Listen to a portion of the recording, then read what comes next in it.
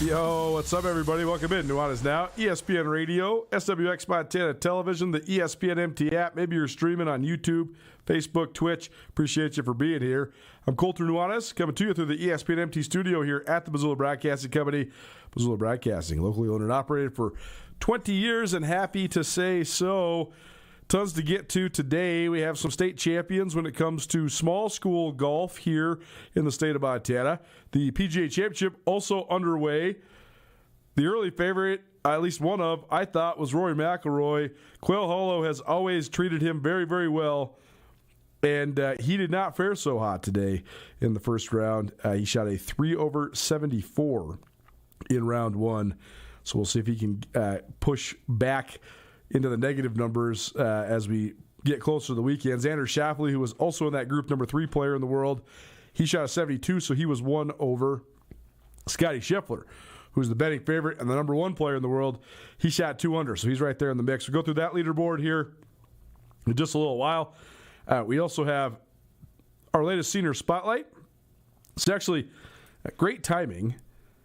I wanted to have this young lady on the show because she's a great athlete, and it fits perfectly for our senior spotlight.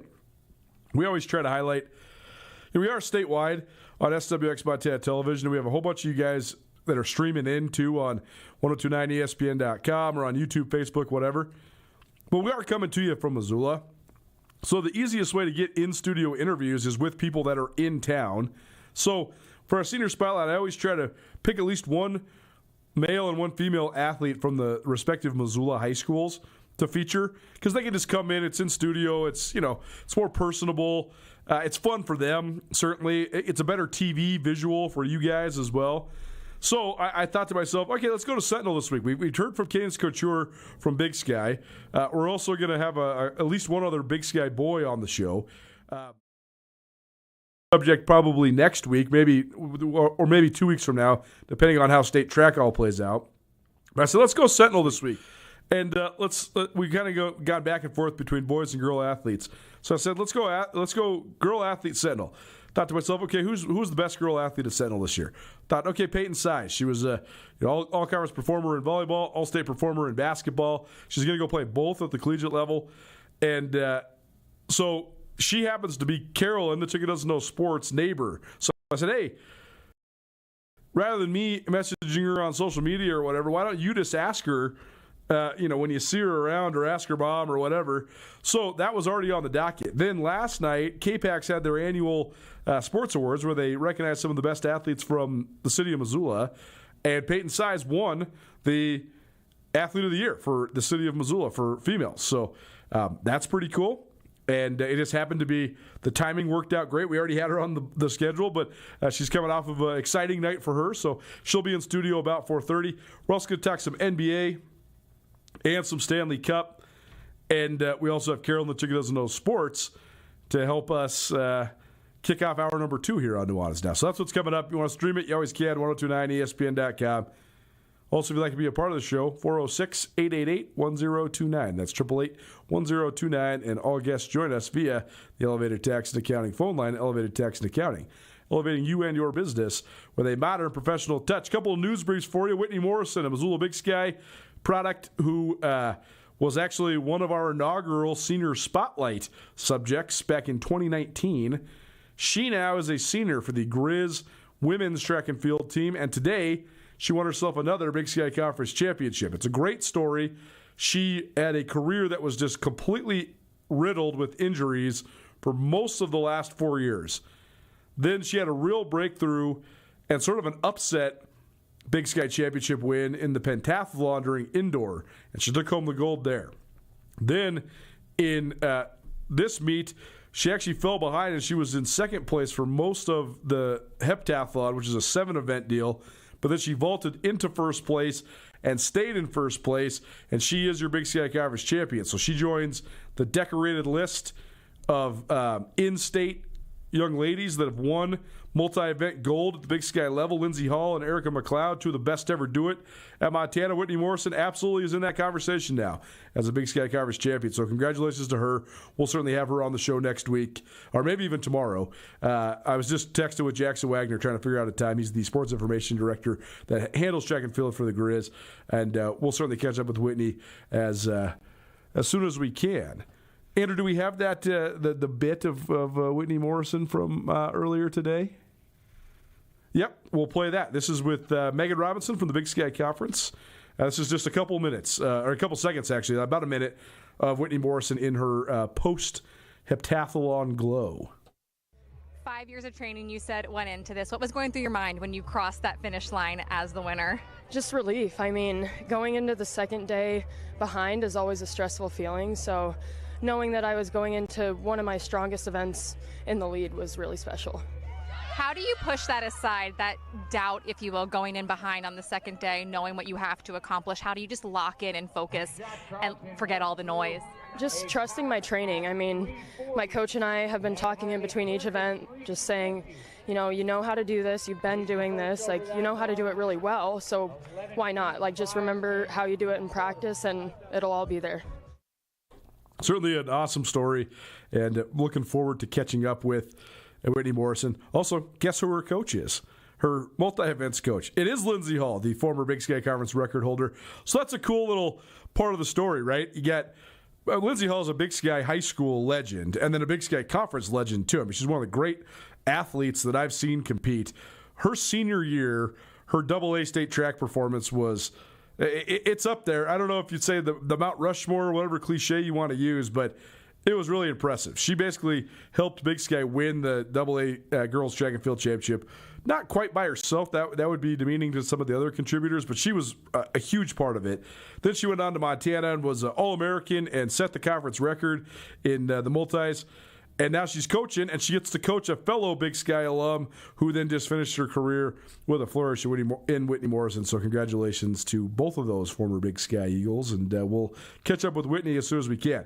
Other piece of news, Missoula Loyola's Zach Munding closed out a championship-winning tear Wednesday at the Marias Valley Golf and Country Club in Shelby. He had birdies on hole 15 and hole 17 to best Jefferson's Tyson Lee by a single stroke to win the Class B Golf Individual Championship. Munding carded an even par 72 Wednesday to merge with the victory. Lee was 1 under on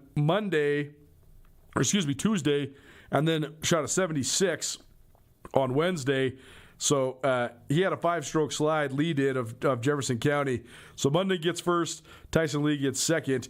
Shoto's Kellen Murray was third. Holly Project's Griffin Zimmer gets fourth, and Jefferson's Ben Werner was fifth. Florence Carlton's Kipley Solari fired a day best 77 Wednesday to erase a 4-stroke lead. Anaconda's Logan McKay had that lead, but it's Kipley Solari of Florence who wins the Class B Girls State Championship. She was 21 over total for the tournament. In terms of the teams, Jefferson County, that's Boulder for those keeping track, they repeated as Class B Boys State Champions. They bested Three Forks by 20 strokes. Manhattan was third. And then on the girls' side, Florence's girls, they ride that Solari individual medalist honor with to a team title. Last year they were the runner-up, but this year they earned an impressive 44-stroke victory over Shelby, who was the host of this. Lone Peak, who was the defending state champs, they took third place. Then Anaconda was fourth, and Three Forks was fifth. Forest Carlton's girls is their first golf championship ever. They've won a ton of softball titles during the spring season, but this is their first golf championship in their successful athletic department history. So there you go. Jefferson's boys, Florence's girls, state champions in Class B golf, and congratulations to each of the medalist honors as well as those that landed on the podium. Nuanez Now, ESPN Radio, PGA Championship Talk, probably presented by Sportsbet Montana. Ryan Gerard was 7 under through 16 holes. He gave 2 back on 17 and 18, but he still comes in with a cool 66. He and Cam Davis are tied atop the PGA Championship leaderboard at 5 under. Luke Donald, Ryan Fox, Alex Smalley, and Stefan Jaeger, along with Aaron Rai, all those, that fivesome is tied at 4 under. They all shot 67 today. Alex Noren, JT Poston, Ryo Hitsensoon, Matthew Fitzpatrick, Robert McIntyre, and Keegan Bradley are all at -3. Colin Morikawa is right there with Tom Kim at -3 as well. So, I mean, you're getting 20 golfers deep before you get into the Morikawas and the Tom Kims. Keegan Bradley's a Ryder Cup guy, so he's certainly a little bit of a well-known commodity. That's a whole bunch of, I'm not going to say nobodies, but a whole bunch of almost somebodies that are dotting the top 20 at the PGA Championship. You scroll down, though, and then you get a couple of the more familiar names. Scotty Scheffler shot a 2 under 69 today. Adam Scott, who's probably past his best years of golf, but still a reputable name that's won a major before. He's 2 under through 17 right now. Tommy Fleetwood, who's been in the mix in majors, he shot a 1 under 70 today, as did John Rahm, as did Tony Finau. So there's some more of those more big-time names. Ludwig Oberg, who I'm a guy that I'm really high on this guy. I think he's got a chance to really be great. He's a Swede who just turned pro a couple of years ago. He's 1 under through 16, so he has a chance to maybe shave 1 or 2 off the mark there before he turns his card in. Hideki Matsuyama is at 1 under. And let's see what other reputable names we can find as we scan here. As I mentioned, Xander Schauffele 1 over 72 today. Will Zalatoris and Justin Thomas are each 1 over right now. They still have 2 holes to play. Bryson DeChambeau, he's in one of the last groups. He's at +1 right now. He's only through 14, though, so he certainly has a couple more holes left today to make up some ground. Shane Lowry sits at +2, as does Ricky Fowler. Sam Burns is there at +2 as well. Max Homa is at +2. But the news of the day probably is Rory McIlroy, a first-round 74. So he's sitting outside of the top 100 right now, depending on how the rest of these rounds finish up. Brooks Koepka also had a tough day. He was 4 over. He came in at 75. Phil Mickelson, way down there. He's in second to last place at +8. So there's some of your reputable names when it comes to the PGA Championship. This is being played at Quail Hollow Club in Charlotte, North Carolina. The previous winner of the PGA was Xander Schauffele, but Rory McIlroy won at Quail Hollow last year, and he has won at Quail Hollow 4 times in his career. He's finished in the top 10 times. So a lot of people were high on Rory coming into this thing. 74 doesn't completely take you out of it, but you're certainly going to be chasing 8 strokes off the lead, so you're going to have to make some money on Friday and maybe hope those guys come back down to earth. It'll be interesting to see. One thing that I didn't realize, so during the pandemic, there was an alteration to golf rules where you could pick your ball up and you could clean it as long as you set it right back down the exact same spot. And part of that was a germs thing. I don't know. There's a lot of different factors to go into. We don't need to go down that road. The point is, your caddy can pick up your ball and clean it with a wet towel. So if you had a whole bunch of junk all over your ball, or if it's muddy or bad conditions, you can get a clean ball, and that is going to make it fly better. Obviously, it's going to make it spin more control going into greens. Well, I don't know why in this tournament, but they're not allowing the clean in place rule. Today, it was super rainy and muddy. So a lot of these guys were shooting shots where the balls are just, they're out of control. They're spraying the ball all over the place because the balls aren't clean. So that's an interesting fold. If the weather stays like that, how is that going to influence everything? Right now, though, it's 78 and sunny in North Carolina, so maybe an improvement of weather influences things tomorrow as well. Just thought that was an interesting fold. Hayden Smith, our hockey guy, he also is a golf guy, and he was telling me about that earlier today. I didn't know that was part of the rule alteration. So that is your PGA Championship news of the day. Ryan Gerard, Cam Davis tied for the first day lead, rounds of 66. You still have a couple groups out on the course, including one that includes Colin Morikawa who's 3 under as we speak. Bryson DeChambeau still on the course as well, as is Hideki Matsuyama and a couple other reputable names. So we'll give you an update before the show is finished here. But a lot of non-recognizable names atop the PGA Championship leaderboard. Our Major Championship golf coverage probably presented by SportsBet Montana. All right, so now we're to the point where we're going to play a new game. We're going to do this from time to time here in the next couple months.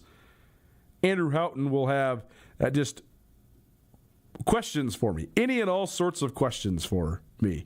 We're calling it Andrew Asks, where he just tees it up and then we have a discussion. A lot of times I'm just going on rants or monologues or whatever you want to call them, and I bring him in to see what he has to say. But this way, it's going to be a little bit more of a pointed conversation where Andrew comes up with a subject, and then we rap about it for a little while. So let's do it. Andrew, what do you got for me today? Well, should we start NBA playoffs-wise? Yeah, We're going to talk some NBA later in the show, too. But well, let's do it. Let's start out with just quickly, who do you got tonight, Game 6, Thunder Nuggets? Well, this is a really hard question because I've been on the Nuggets since even before they fired Michael Malone, just because I have such an entrenched belief as somebody that's been obsessively into the NBA since I was a small child. One of the most tried and true formulas in the NBA is that if you have the best player and that player is playing his best, that you deserve to be favored no matter what other circumstance exists on your team. This current crop of NBA, though, like the way it's playing out right now, that's not as true. And I think the Indiana Pacers are example A of that. Tyrese Halliburton's a very good player, but I don't know if anybody's putting him in their top 10. If they go out and win the East, maybe people have to put him somewhere around that 10 to 12 range. But he is not, Jason Tatum or Luka Doncic or Shai Gilgeous-Alexander or Jokic or Giannis or, you can go on down the line. I think you could probably rapid-fire name quite a few guys that you would take both in the present and for the future than Tyrese Halliburton. But the Pacers are in the Eastern Conference Finals because of their depth. The Thunder are similar. They're not quite as deep as the Pacers, and they actually have more probably high-level talent. But the Thunder, they have a lot more depth than the Nuggets. I mean, right now the Nuggets they don't have any depth. I mean, the Nuggets are literally rolling with Jokic basically start to finish in games. Aaron Gordon is playing a ton of minutes. Jamal Murray is playing a ton of minutes. They're just leaning on those three guys so heavily. I mean, the other night, Jokic had 44, Murray had 28, and Gordon had 13, and hardly anybody else on the team had anything. I mean, the only guys that they're getting some bench minutes out of Christian Brown and Russell Westbrook. But Brown's actually in the starting lineup. Brown's just a 2. I was just looking at their depth chart, right? Brown's a 2 on the depth chart at small forward, but that's because he's also the starter at shooting guard. They're really only playing Russell Westbrook off the bench. That's about it. So that's the biggest question coming into tonight. Denver is at home. I still believe that they have the best player, but do they have the gas in the tank to be able to finish this thing? I think also the fact that the Timberwolves won last night, that puts a ton of pressure on the Thunder because they don't want to let the Timberwolves are into the Western Conference Finals. The Golden State Warriors are out. If the Thunder are a real deal championship contender, when you win 68 games, you're the number 1 overall seed. I mean, they won the West by 18 games. If you're that dominant of a team during the regular season, then you have real championship aspirations. For that to be true, though, you can't be spotting teams that you're supposed to be running through big-time advantages like having an extra week of rest. If the Nuggets win tonight and the Thunder have to go back and play Game 7 a couple days from now in Oklahoma City, now you just gave Minnesota an extra half a week. So by the time you roll around to playing them, they've been off a week, 8 days, and you're coming off of a likely draining and tiring Game 7. So I think the Thunder are going to probably have I think they're going to need to have the killer instinct tonight. When it comes to what I'm going to bet, though, I don't know, man. It's really hard to not take the plus odds for the Nuggets. It's really hard to not take the points. Thunder are 4.5-point favorites in this. It was 5.5. It's moved a point to 4.5. Oh, man, I'm so torn on this, man. I could absolutely see Joker just going crazy and willing Denver to a win and forcing a Game 7. And it seems like this series has had Game 7 written all over it since the beginning. But I can also see your point. You and I were talking right before the show, and I said, what do you think? And you said, I think the Thunder know that they have to win this game so that they will win this game. Like you said, they're just better. Jokic is the best player, but the Thunder are the best team. So, to me, though, this is kind of a coin flip. What do you think? Well, I mean, the question for me is who on the Nuggets, other than Nikola Jokic, do you trust to have a good game tonight? I mean, the last two games, the supporting cast has been nothing. I mean, they haven't had... I mean, Murray scored 28, but it took him 27 shots to get there. 27 shots, right? And other than that, nobody else for the Nuggets has scored 20 points in either of the last two games. Michael Porter Jr. is completely broken. I mean, he's a no-show. He's wearing a giant wrap with ice on his shoulder, but they're having to play him like 30-something minutes a game because they just literally don't have anybody else. Aaron Gordon was their MVP when they got out to that 2-1 lead in the series. He shot 1 of 5 from 3 in the last game, 13 points, only 5 rebounds. Christian Brown's playing the second most minutes. Do you trust Christian Brown? Do you trust a vintage Russell Westbrook game off the bench? If you can't come up with any of those players who you trust to have a good game tonight, then I think you got to go with the Thunder. And here's an interesting one. If you think that's what's going to play out, would you take Nikola Jokic over points, but also the Thunder to win? Like, can you do that? Like, Joker just goes off again, right? And the Thunder just win it because they have the best team. I would think about that. I think the Thunder get it done in 6 tonight. The other part is that if the rotations play out where you have to play Westbrook sizable minutes, that if you're the Thunder, you try to make that into an advantage. Westbrook can still contribute in very valuable ways sometimes. He also is still very mercurial in the way that he can perform, and he's not scared to shoot an early shot clock, jacked up 3, or take a 17-foot runner after he's been running full speed. You want to know what his shooting line is over the last 2 games combined? Oh, I can't even imagine. 3 of 19. Yikes! Yeah. So that's got to turn around in a big way for Denver, or Michael Porter Jr.'s got to make some shots, or Aaron Gordon has to make some shots and grab some big offensive boards, or else they're not pulling this out even though they're at home tonight. Yeah, it's a big task. But that's the thing is, I don't know if you want to bet against the Nuggets, though, because you never know when Jokic is just going to go 48 and 28 or whatever. I mean, he's had multiple 40 and 20 games in this playoffs. He had 44 the other night. And like 15 rebounds. So when you got the best player in the world, you got a chance. I just don't know. Here's the thing. If the Nuggets empty the tank to force a Game 7, then I think the Thunder run them I think they run them into the dirt in Oklahoma City in Game 7. Because I think the Denver will have to they'll have to empty everything to be able to even force the Game 7. I think that's a fair assessment. I mean, Jokic has played 44 and 43 minutes in each of the last 2 games. He's going to get 44 minutes again tonight. You can book that. You can write it down. We'll see how much they have left, even if they win. Coulter, let me hit you with this one. Okay. 6 teams still technically alive in the NBA playoffs. So we got the Thunder and the Nuggets, who we just talked about, and the Timberwolves in the West, who are already in. Right. We got the Knicks and the Celtics, who are still playing their series in the East, and the Pacers, who are already into the Eastern Conference Finals. Yep. 6 franchises. Simple question. Who needs this championship the most out of all those teams? Wow, that's a really good question.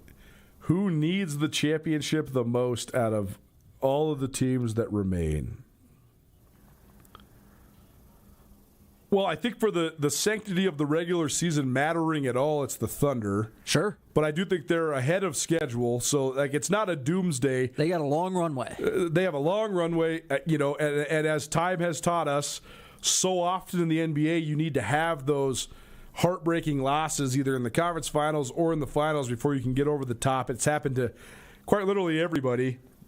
Even the all-time greats like Michael Jordan and LeBron James have lost in the conference finals before they won in the finals. But the Thunder, 68 wins is a top, 15 mark? The NBA record for wins in a season is 73, so you're only 5 short of that. There's only been 2 teams that ever won more than 70. You're only 2 short of 70. So it's one of the greatest regular seasons in the history of the NBA. If you want the regular season to matter, or you want these historic runs to matter, I think it's the Thunder. When it comes to the Timberwolves, I think what the Timberwolves have got going on is one of the most underrated stories in all of basketball. The T-Wolves made it to the Western Conference Finals one time before in the history of their franchise until the last 2 years, and now they're into the Western Conference Finals back-to-back years. This is the greatest run in the history of Minnesota basketball. That can't be understated. But I don't think that makes it this essential. If the T-Wolves lose this conference finals and or make it to the finals and lose, then they're the answer to this question next year. Right. But right now, I think they're still playing with house money. Indiana, nobody expected them to be here. I think part of that's just a crime on the NBA's behalf because they just didn't give this team enough exposure. I think that people should have been way higher on the Pacers, period, coming into this playoffs. I said that on this show after Game 2 of the very first round against the Bucks. I was like, man, the Bucks are sorry, but the Pacers are legit. I've been saying this for weeks now, that they're a really well-run team with a great coach in Rick Carlisle, but I think they have nothing to lose in this scenario. And nobody thought the Knicks were going to be here, period. So they're also playing with house money. The Celtics, nobody thinks they're going to win it now. Like, the Celtics is probably the actual answer to your question, who needs it the most, just for the affirmation of Jason Tatum as a real deal top-tier player. But Tatum's out now, and the Celtics are not going to win the championship now. So maybe they get a little asterisk in this scenario. Yeah, I mean, I just don't think the Celtics can be it because they won it last year, right? For me, I just think and wonder is like, when is this scenario ever going to come around again for the New York Knicks? Sure. When are you ever going to be up 3-2, going to the conference final against a team that finished lower in the regular season than you? This is a really good Knicks team. It's, quite frankly, they've built a team that I wish more teams would take this team-building approach. They never really tanked. Sure. They went and signed Jalen Brunson, and that was a great signing. And they tried with the Julius Randle teams, and that didn't work. And they pivoted, and I appreciate the way they've built this team, and they've taken a shot, and they've sent out assets to get the roster that they have right now. Even though, this roster is probably not competing with the very best in the game. Sure. But you're walking a tightrope every year with this roster because, Jalen Brunson, he's up there. He's probably a top 10 player in the game, but you don't have that top 5 bona fide superstar. I just don't know when this is going to come. And also, I mean, the pressure on the New York Knicks is different just because they're the New York Knicks, right? No doubt. They play at Madison Square Garden, and they haven't won a title in, decades. Totally. Here's the best part about your question. There isn't a definitive answer. No. But if all of these teams, and I'm including the Cavs in this scenario as well, and I'm probably even including the Warriors in this scenario as well, pending that Steph Curry comes back, which I'm assuming that he's going to at least for a couple more years. This question becomes so much more compelling next year, depending on what happens with each of these teams. Because by next year, it could be, well, is your window closing for Jokic in Denver? Or can the Thunder figure out a way to overcome a heartbreak, assuming that they don't win it all? Or, the Cavs came up short again. How could they possibly, what are they going to do next? They have this core, but they can't get over the top. On and on and on and on. Every narrative is better next year. I think that's why this is a pivotal moment in the history of the NBA, though, because we have all these teams, and guess who's sitting at home? Steph Curry, LeBron James, Kevin Durant, Luka Doncic, about to be Jason Tatum. Yep. Like all these dudes that are the faces of the league and the most iconic players in the league, they're not in the mix right now for the NBA championship. And I actually think that's a good thing for the Giannis is at home too. I think that's a good thing for the NBA. NBA Talk, probably presented by Sportsbet Montana. Little Andrew Asks is the question, is the segment name now. And we'll do another Andrew Asks in hour number 2, NHL style. So that's coming up. But for now, we'll take a break. We'll come back. It's our senior spotlight. Peyton Size, Missoula Sentinel, our guest in studio next. Don't change that dial. Keep it right here. It's 102.9 ESPN Radio. Schwab changed the tire game more than 70 years ago. Today, we still believe you should get more from less. Like more hustle, less hassle. More of the best service around, less of the runaround. Because we include America's best tire warranty in every tire we sell. So you get more unbeatable warranty, less charging you extra. It's why we're more than proud to say, you get more from less. At Shields, we're anglers, endlessly seeking and refining techniques. We're hunters and storytellers, because we've been out there. We're experts that put products and gear to the test so we can share that knowledge with you. At Shields, we understand your outdoor journey and the path you're on because we walk it too, every step of the way. Shields, right there with you.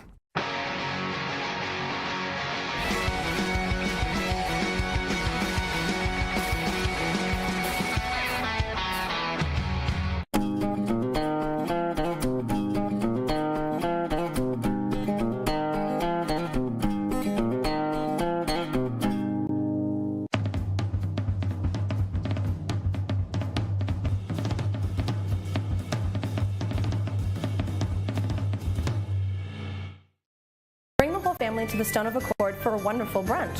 From traditional comfort food to eclectic specials, there's something for everyone to enjoy. And it wouldn't be a proper Missoula brunch without an Irish coffee and a mimosa. The Stone of Accord, Irish fare with Montana flair. Restaurant, liquor store, and casino.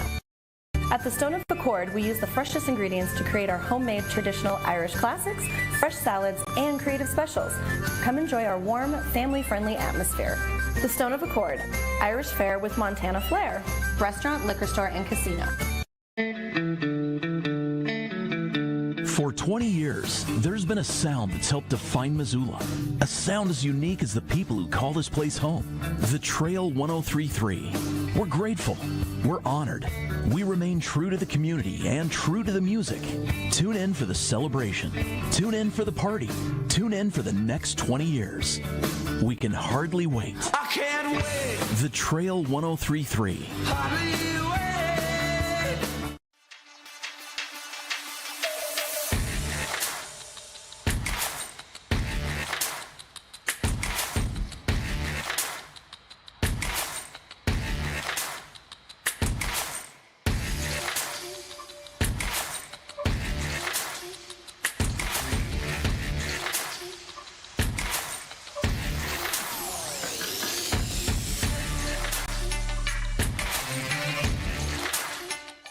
ESPN Missoula Sports Center. Whitney Morrison added another laurel to her legacy at the Big Sky Track Championships. Hello, I'm Andrew Houghton. Morrison, a graduate student at Montana, entered Thursday's final day of the women's heptathlon in second place behind Kylie Dimmick of Idaho State. But the Missoula native and Big Sky alum left no doubt, winning all three events on Thursday to take the heptathlon crown with a new personal best of 5,389 points, more than 200 points ahead of Dimmick in second place. It capped an incredible final year for Morrison, who also won the pentathlon at the Big Sky Indoor Championships in late February. On Thursday in Sacramento, a dominant performance brought the heptathlon crown home. First, Morrison went 18 feet 4.5 inches in the long jump to win that event and cut Dimmick's lead in the overall standing to just 40 points. Then she uncorked a throw of 126 feet 11 inches in the javelin, winning the event by nearly 15 feet over Dimmick's second place effort and taking the lead in the overall standings. And with just one event standing between her and the title, Morrison coasted home all alone in first place in the 800, clocking a PR time of 2 minutes, 19.08 seconds that was over 3 seconds ahead of her closest competition. Morrison will also compete in the long jump, high jump, and triple jump later this week. This ESPN Missoula Sports Center is presented by Canyon River Golf Club.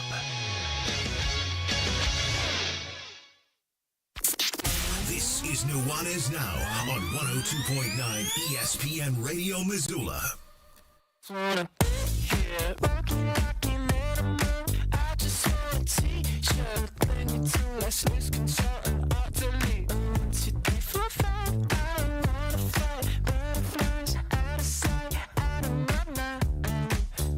Welcome back. Nuanez Now, ESPN Radio, SWX Montana Television, and the ESPN MT app. It was a fun night last night in Missoula. The annual KPAX Awards has been going on forever, and they give awards out to various high school student athletes from around the city of Missoula, but also some community awards. So first, we got to say congratulations to some of those winners. I know several of them, friends of the show, people that we've interviewed and had on before, including Scott Wilson, who was recognized as the Campbell Bazzetti Award winner. That's known as the Old Pro Award. Hellgate boys basketball coach Jeff Hayes was the winner of the Ed Chinsky Award, which is given to a professional in the sports field. And then the Ray Racine Award is the Sportsman of the Year in Missoula each year. And that went to Brian Sloan. Brian Sloan, a great friend of ours, great friend of the show, former Grizz, who then went on to play for the Dallas Cowboys in the NFL. And then the MOA Award went to Brian Larson. So several guys that have been on the show before, so congratulations to all of those winners. The high school athlete of the year, though, on the female side, went to this young lady who joins me in studio now, Peyton Size, a soon-to-be graduate of Missoula Sentinel. Peyton, thanks for being here. How you doing? Good. How are you? Well, this is fun because I actually, first of all, you're neighbors with a celebrity, right? Carolyn, the Chicken Does No Sports, lives right next to Peyton. So she's always kept me up to date with what's going on with you and your sister and your high school sports exploits, and I said, hey, let's have your neighbor on the show this week, and then you end up going winning this big award last night, so it's just perfect timing. So thanks for coming in. Yeah, thanks for having me. First of all, just tell us about last night. I mean, what was it like? What's going through your head? You're there with, I guess, 9 other of the best high school athletes in Missoula. So how you feeling before they announced the award? I was super nervous. My parents will tell you I was like shaking at the dinner table. But I had to go up there and talk about myself for a little bit. Did? So yeah, I was pretty nervous. But it was just an honor to be there with like all those other great athletes. Like I've been playing with them forever. And just like on the boys' side, I've even been like through middle school with half of them. So it was really fun to see them like after that and everything. So yeah, it was just fun to reunite with everybody. This is our senior spotlight, by the way, proudly presented by Blue Ribbon Auto. Blue Ribbon Auto Body, a gold class 1 car certified facility, bringing your car back to pre-accident shape with full safety standards. Did you expect to win? No. Or were you totally surprised when they announced you? I was pretty surprised. I mean, that was just a great group of girls, so yeah. I was really surprised about whoever would have won. So it was just really surprising. Well, you are going to go play 2 sports in college, both volleyball and basketball, but it was sort of a disappointing is the wrong word. You had a tough ending to your senior year because you had this crazy injury, right? So this must have been a cool sort of cherry on top. You get a little positive in your life before you graduate, right? Yeah, it was super awesome. It was a little bit of a rough year, so it was really nice to end away. Well, take us through it, because it was a little bit of an up and down year for Sentinel girls basketball, but you had some good moments for sure. But you got a chance to play for your dad, so that was probably a cool experience for you. Just describe what it was like playing for your dad, Mike. It was awesome. He was my coach back in like 2nd and 3rd grade, and sure. I loved having him then, and I loved it even more now. Like we just have a special bond with like basketball and everything, and just all my sports. So it was super fun to have him back and like to experience all those emotions together. Like I think he was even more disappointed that I got injured than I was, because then he's missing his player as well as his daughter. So, right. But yeah, it was super fun to have him. So. But everything's good now, right? Yeah, I just got cleared on Monday to play and do whatever I want. So. Oh, very cool. Well, we're happy for you. Peyton Sides in studio with us. She's about to be graduate from Missoula Sentinel. How's that sound? Soon to be a high school graduate. That's crazy. I mean, I only have like 3 more weeks, which is crazy. You got senioritis yet? Definitely. Yeah. I think everybody that is a senior out there, you certainly know. Tell us about volleyball. I guess, first of all, do you like one better than the other, or is it kind of just similar for you? I never have really liked one more than the other. I think during this season, I like whatever season. Yeah. But it was hard when I was recruiting, because I think I really couldn't pick one. So sure. I think that's why I was like meant to go to Whitworth and play both, is so I could just not give up either. So. Volleyball is so fun, especially the way that it culminates with the tournaments, because I think tournament volleyball is one of the most fun sports to watch and cover. So just tell us about that. How much did you enjoy that part of it? I loved tournament style. Like for school, playing with like at state and divisionals was so fun. I was super sad when they said they weren't going to do divisionals this year. So, and then club volleyball is so much fun. Like you get to play like 8 games in a weekend, which is so awesome, because you just nonstop volleyball, which I love. So you're going to Whitworth next year, right over there in Spokane, so close to home, sort of, but far enough away also. But just tell us about playing 2 sports. What do you like about the potential challenge of that? I love to be busy, so that's definitely going to be a challenge in college. But I'm super excited to like continue both and not be able to say goodbye to either. So, yeah. I mean, after I got injured, I was like, I wasn't ready to be done with either of my sports. So I'm just excited to be able to continue both and just like challenge myself on and off the court. Like with school, I mean, it'll be difficult to, get a degree and play 2 sports, but I think it'll be so much more fun that way. Well, tell us about that part, because Whitworth is a phenomenal academic school. So was that one of the draws for you? Yeah, it definitely was. Like, they have a bunch of great programs there. Like, they just opened their new PT school, but I will be studying business, so nice. They also have a good business program. So I think it'll just be great for me in that way, too. Did they use that in the recruiting pitch, sort of the academic opportunities that they have there?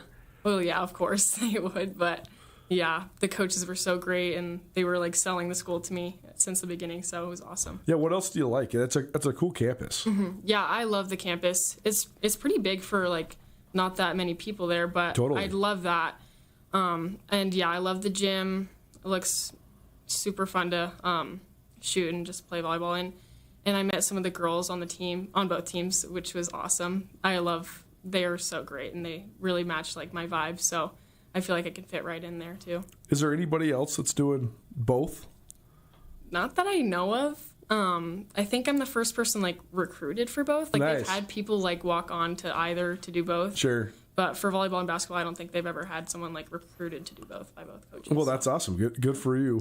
What do you think of that dynamic? You're going to have 2 different teams that you're a part of, right? So probably a lot of chance to commingle and have your teams kind of meet each other, right? I know. Well, I'm really excited because I feel like it'll be way more easy to make friends. So, sure, right. For both teams. And I was thinking about this the other day, like, it's going to be weird. I'll have like 10 coaches. Right. Like 5 for each sport, which is going to be really weird. Like, I'm going to have all these phone numbers in my phone. So, yeah, it'll be fun. Your thoughts on just moving to Spokane and sort of having a new start to your next chapter of your life? Yeah. Well, like you said, I think Spokane's like far enough away sure. that it's like something new and different, but it's also close enough so like I can come home and see my friends and my family, which is awesome. And I've always loved Spokane. Like, my family and I used to take like trips over there just to like shop around and drive around. So I think that's super fun. And it has the best of both worlds, like city and like other things that you can do. So it's awesome. Peyton Si's in studio with us. She is a Missoula Sentinel, about to be graduate. It's our senior spotlight, probably presented by Blue Ribbon Auto. Business, what got you interested in that? My parents, for sure. Yeah, they own their own business, their business appraisal company.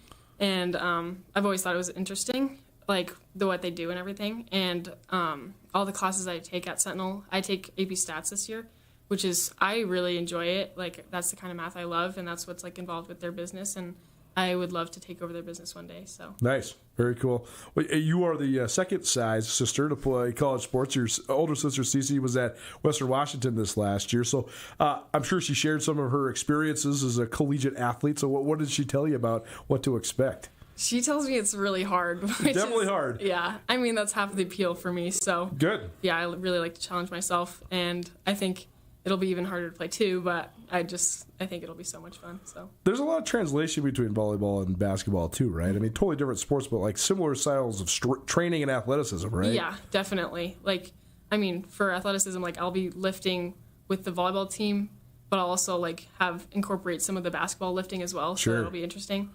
And yeah, I think like communication for both is like really important. I think that's something I'm really good at, and just like seeing the court.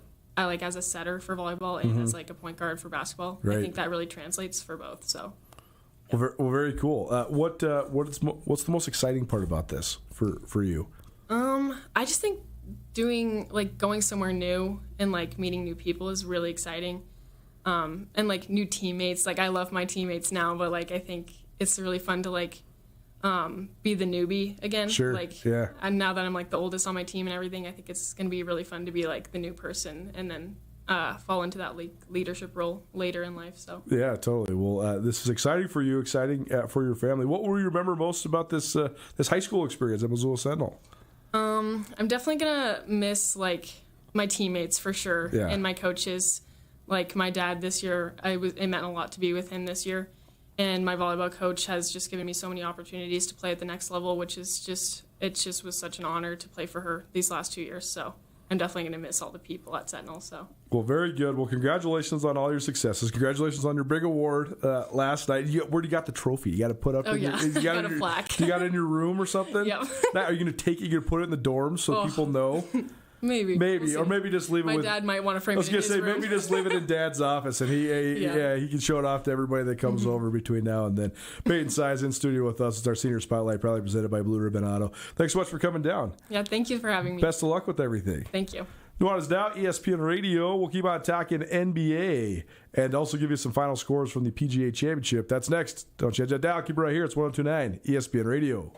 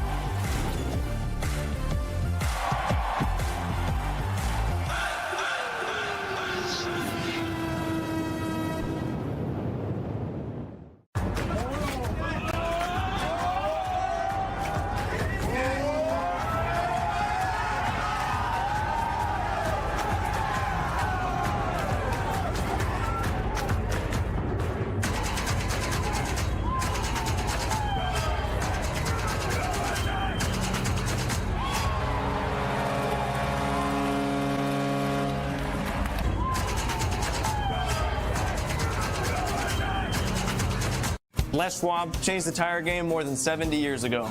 Today, we still believe you should get more from less. Like more hustle, less hassle. More of the best service around, less of the runaround. Because we include America's best tire warranty in every tire we sell. So you get more unbeatable warranty, less charging you extra. It's why we're more than proud to say, you get more from less.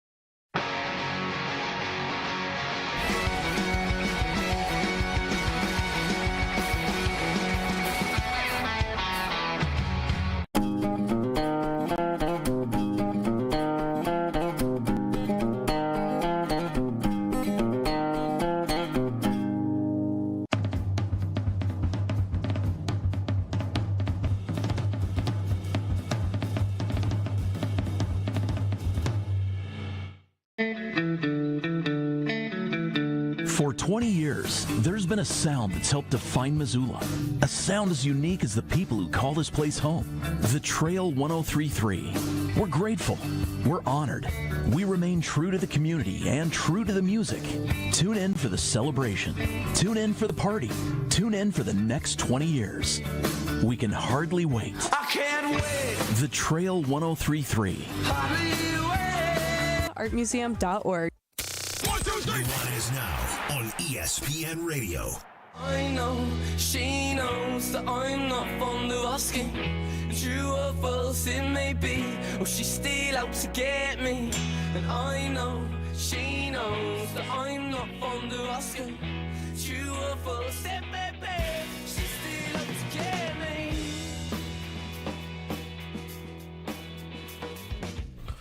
Welcome back. Nuanez Now, ESPN Radio. Colter Nuanez coming to you through the ESPN MT studio here at the Missoula Broadcasting Company. We talked about Whitney Morrison and her heptathlon Big Sky Conference Championship. She's a Grizz senior from Missoula. On the men's side, Nico Paletti was the absolute favorite in the decathlon coming into the meet, and then he totally affirmed that in the first four events yesterday. He had PRs in three of them. I think he had the best mark in 3 out of 4. Maybe 4 out of 5 even. And then in the 400 meters, the last event of yesterday, he stepped out of his own lane and was disqualified. That means he gets 0 points. That essentially eliminates him from defending his Big Sky Conference championship. He's having such a great decathlon that he still might sneak up there and get 4th or 5th. But that's just a totally heartbreaking way for it to end for him. Because not only is he the defending champ in the decathlon, But he was on pace to be a national qualifier. So it's just such a bummer that that's not going to be the result of that. That said, there's another Bobcat that's in the lead of the decathlon. Andrew, I know you have the results up there. Give us the update on what's going on in the men's decathlon, even with Paletti falling from the lead there. Yeah, so 3 events through today, so 2 events left. They just wrapped up the pole vault, so you got the javelin and the 1500 left. And, Matthias Mies of Montana State sort of, I guess, taking advantage of his teammates' misfortune. But he won the pole vault. He went, 15 feet 5 inches in the pole vault to win that, so he takes over first place by 71 points over Tom Stolkin of Idaho State. It seems like those two are probably the only two in contention for first and second now, because the third place guy is 311 points behind Mies, so tough to make that up in 2 events. So despite the misfortune for Paletti, and that is really unfortunate, it looks like Montana State at least is going to defend the decathlon. Would have been big time for Montana State to go 1-2 if Paletti would have won. But if Paletti can get 4th and they still get the 10 points for the first place, you're still talking about 15 points. This is important because Montana State is the defending champions in the men's side. And, of course, it's always a massive battle to try to overcome Northern Arizona. And very, very, very rarely does anybody actually do it. But Montana State did it last year. That was their first outdoor championship since 2006. So we'll keep you updated on what's going on with that. We will probably have some track interviews for you tomorrow during the show. The multis are always the first 2 days, and then everything else starts going on at the conference championships. And the team races are hardly ever lost during those 2 days, and also probably hardly ever won during those 2 days, but you can give yourself a nice jump start. It's just a nice setting of the tone for positivity, for and just some points to get you going, especially because the Montana schools have been so good in the multis, and that's the one spot where Northern Arizona has not invested a ton. They've had some good ones, but most of the time the multi events are being won by, or the pace is being set by athletes from Montana State, Montana, and Idaho State.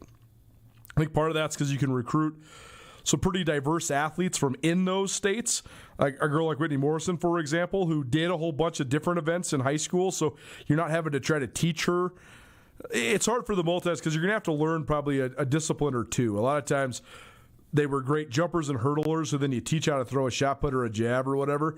But I just think there's a little bit more diversification in athleticism for in-state kids from Montana. Probably the same deal for Idaho, in the state of Idaho. So I think it's not a surprise that you see some of the best multis come from those schools.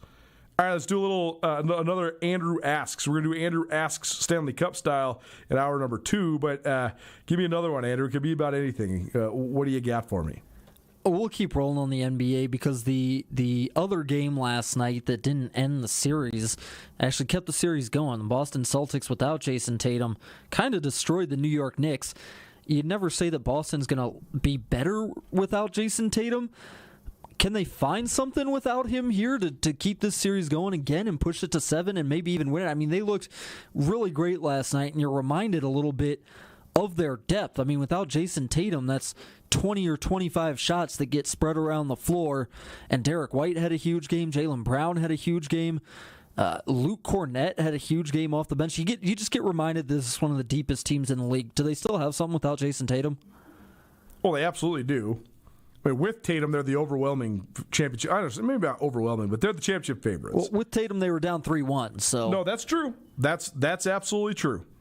But just on paper, they have I think the most talented roster in the league, right? I mean, it depends on what you think of, like, where do you slot guys like Chet Holmgren right now? Because Holmgren is so good already and is going to be so good if he can stay healthy. But in terms of proven talent, they have 5 All-Stars if you count Al Horford. But I've actually thought that the Celtics style is rather clunky, especially when it's the worst version of that style. And we saw that in full display in Game 1 when they shot 63s and only made 15 of them and blow a 20-point lead, and it was just gross to watch. The thing that makes the Celtics such a tough matchup is they can play Jason Tatum on the ball in early game situations and late game situations, and that that's a 6'8" point guard, 6'9" point guard, and then you have another 6'8" guy over here in Jaylen Brown, and you got a 6'10" guy in Al Horford in the front court, and you got another 7-foot guy when Kristaps Porzingis is playing center. Such size mismatches. That's what makes them tough to guard. Also, though, there's a lot of times they become so ball dominant with either Tatum or Brown playing on the ball, and it just becomes my turn, your turn, my turn, your turn. They don't move the ball nearly as well as like the Pacers do, or even the Timberwolves really, or those old school Golden State teams. That's not the style that the Celtics lean into, but they get away with it because they do have such individual great talent and such great shot makers. You take Tatum off, and it actually gives you sort of a hierarchy of demands, right? You can choose to play either through Drew Holiday with everybody else playing off the ball or through Jaylen Brown. And Jaylen Brown has been the guy that's carried them for multiple times during this run they've had over the last couple years. So I think the Celtics team without Tatum, could make noise in the playoffs. I just think that they're up against it because of the matchup that they have right now in the Knicks. People aren't giving the Knicks enough credit. The Knicks are a well-constructed, as you so spot on said in the first hour, or the first segment of this first hour, the Knicks are like a well-constructed, great roster, and now they have such mismatch advantages on their end. So, honestly, Pacers versus Celtics, if the Celtics could somehow survive, this Celtics team could absolutely push the Pacers. And I actually think the Pacers will push the Knicks too, but I think the Knicks are the worst matchup remaining for the Celtics. People always forget how sweet that Pacers-Celtics series was in the conference finals last year because it was a sweep and because it just gets sort of folded into the Celtics championship narrative. But that was an awesome series. I mean, I think what the Celtics showed last night, Jaylen Brown was fantastic. He's going to have to keep that up for these two potential games. But I think you're getting at something. What did we see twice in the first couple games of the series, especially down the stretch?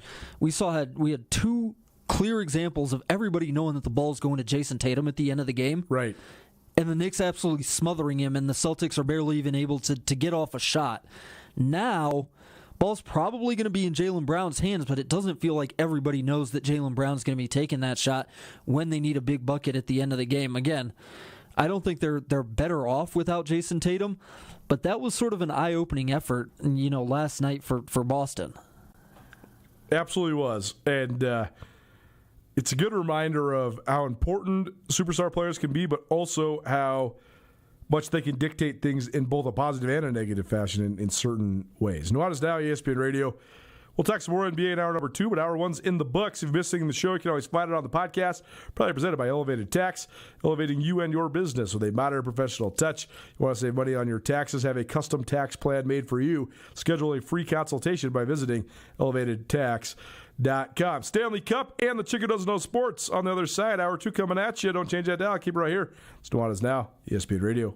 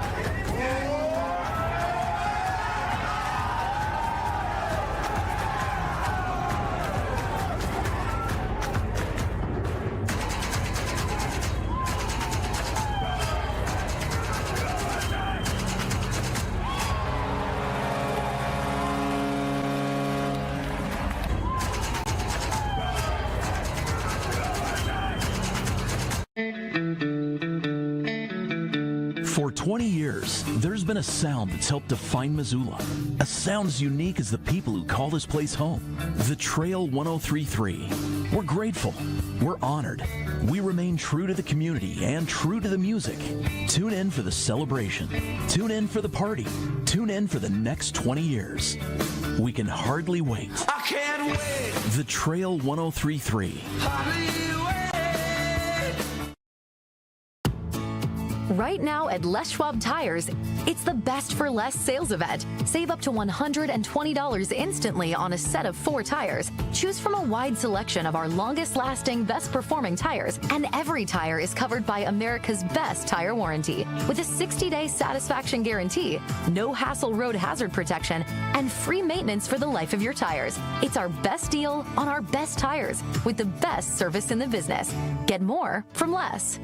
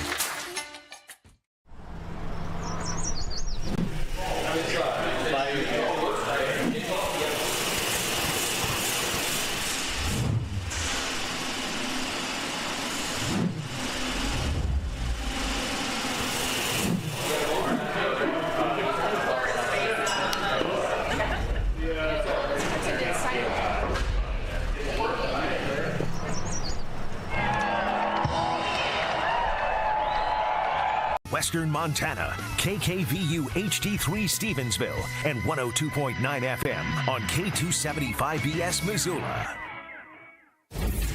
ESPN Missoula Sports Center. Whitney Morrison added another laurel to her legacy at the Big Sky Track Championships. Hello, I'm Andrew Houghton. Morrison, a graduate student at Montana, entered Thursday's final day of the women's heptathlon in second place behind Kylie Dimmick of Idaho State.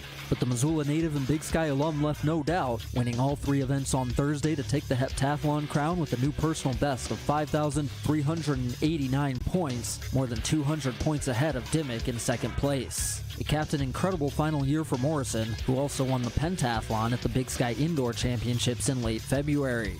On Thursday in Sacramento, a dominant performance brought the heptathlon crown home. First, Morrison went 18 feet 4.5 inches in the long jump to win that event and cut Dimmick's lead in the overall standing to just 40 points. Then she uncorked a throw of 126 feet 11 inches in the javelin, winning the event by nearly 15 feet over Dimmick's second place effort and taking the lead in the overall standings. And with just one event standing between her and the title, Morrison coasted home all alone in first place in the 800, clocking a PR time of 2 minutes, 19.08 seconds that was over 3 seconds ahead of her closest competition. Morrison will also compete in the long jump, high jump, and triple jump later this week. This ESPN Missoula Sports Center is presented by Canyon River Golf Club.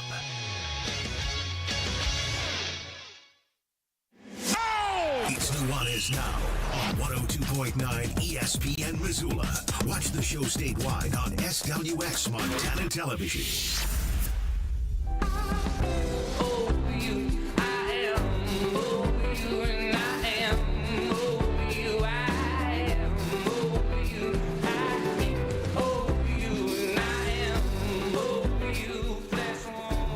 What's up, Montana? Welcome back. 102.9 ESPN Radio, SWX Montana Television, and the ESPN MT app, as well as our live streams, Facebook, YouTube, Twitch, etc. You're listening to Nuanez Now here on 102.9 ESPN Radio. Andrew Houghton coming to you from behind the glass. If you missed anything in the first hour, you can always find it on the Nuanez Now podcast. It's brought to you by Elevated Tax and Accounting. Talked a little golf, both high school and the PGA Championship. Talked a little track.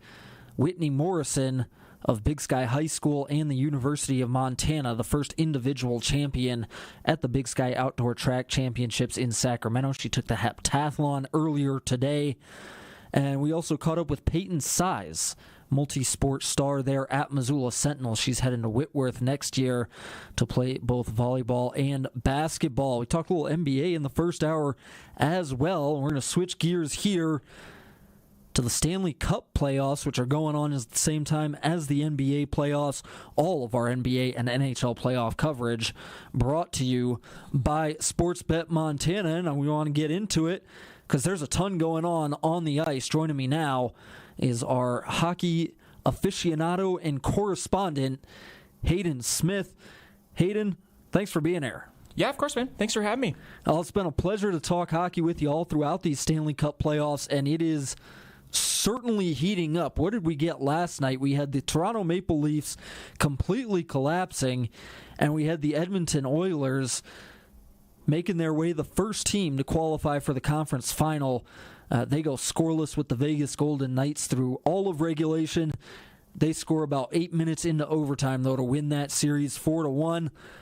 Let's start with that game. What does this do for Edmonton being the first team to make it into the Final Four? I mean, obviously, this team that's made deep playoff runs in the past. They were the Stanley Cup runners-up a year ago. Is it encouraging to see them take care of a good Golden Knights team like that? Yeah, I mean, not only is it encouraging, but to be honest with you, it's completely shocking. I did not have Edmonton doing anything like this in this series. Obviously, there was a lot of questions about the goaltending, and then, early on, you lose Calvin Pickard and you bring back Stuart Skinner in, who's, been questionable at best. But, man, did he step it up. I mean, back-to-back shutouts now in the last few games after a pretty questionable play there with Riley Smith scoring with 0.4 seconds left in Game 3. I mean, that series has had everything. I mean, that 4-1 record we're seeing for the Oilers in that series, I just don't think it, shows the full picture of how that series really went. Mark Stone going out captain of the Vegas Golden Knights, I think, was incredibly impactful in the way that this series played out. You have Aiden Hill, doing his best impression of Jordan Binnington, throwing his blocker around at Evander Kane when, they get kind of a dirty goal there. And, yeah, I mean, it's been a great series. I mean, it was a great series, I should say. So, yeah, it was truly shocking to me how that one played out. Yeah, for a 5-game series, a 4-1 win, that was some fantastic hockey throughout that series. And certainly last night, both of the goaltenders making great saves, keeping it scoreless through all of regulation. One more follow-up on this Edmonton series and this Edmonton team now. We'll talk about all these series, but the number one team in the West, the Winnipeg Jets, are on the ropes. They're playing for their lives tonight. They're down 3-1. The number one team in the East, the Washington Capitals, are playing for their lives tonight. They're down 3-1. And the number two team in the East, the Toronto Maple Leafs, who we will certainly talk about in just a minute, are on the ropes. They're down 3-2. So that's the top three teams, I believe, in hockey in the regular season. Oh, and Vegas was the other one. That was the top four teams in hockey in the regular season. Edmonton just took down one. The other three are on the ropes. Does that elevate Edmonton to the status of favorites for the Stanley Cup playoffs now, or what does that do? The beauty about, I think, the NHL is that the playoffs and the regular season are two different seasons. And, I mean, there's no doubt that Edmonton beating the Golden Knights out is huge. And, the Maple Leafs potentially going down to the Panthers here tomorrow is going to be huge. I don't know. I mean, the Panthers are so good. The Dallas Stars are so good. Edmonton's going to have a serious matchup there, assuming that the Jets don't win 3 games in a row, which in my opinion, I just don't believe that they're going to get that done, especially with the way that Mikko Rantanen and his cast around him has been playing. But with the way the Oilers have been playing, I mean, they're battling. The goaltending's starting to look good. They're getting, pretty impactful performances from guys like John Klingberg, who are pretty recent additions. Jake Wallman's been playing really good. And then, you add two of the best players in the league in Draisaitl and McDavid, and there's absolutely no reason why they can't get this done, but it's going to be tough, and there's a lot of very good teams in this league, and do I think they're the favorite? No, I don't. I actually think they're probably the third best. I would put the Panthers and the Stars ahead of them right now. Well, that'll be interesting. Hayden Smith chatting Stanley Cup playoffs with us here in studio on 102.9 ESPN Radio. And, all right, Hayden, let's move on to the elephant in the room, and that elephant is the Toronto Maple Leafs and their playoff struggles. They were at home last night. They had an incredible crowd, and they give up the first 6 goals of the game to Florida. They get a late consolation. That makes the final 6-1 in a crucial Game 5. So now the Florida Panthers up 3-2 in that series. Panthers have a chance to close it out at home. I guess that would be tomorrow. Have you ever seen anything like that? I mean, what happened to the Toronto Maple Leafs last night?